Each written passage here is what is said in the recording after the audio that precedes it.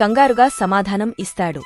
దాన్ని విన్న మావగారు 500 తీసుకున్నాడంటే పెద్ద టీచర్ అయుంటాడు అని అంటాడు. దానికి సుబ్బారావు, అవును మావగారు, చాలా పెద్ద ఆరితేరిన టీచర్ అని అంటాడు. దానికి మావగారు, అల్లుడూ, ఎలాగైనా నువ్వు ప్రమోషన్ సాధించి మా ఊర్లో నా పేరు నిలబెట్టాలి అని ఉత్సాహంగా అంటాడు.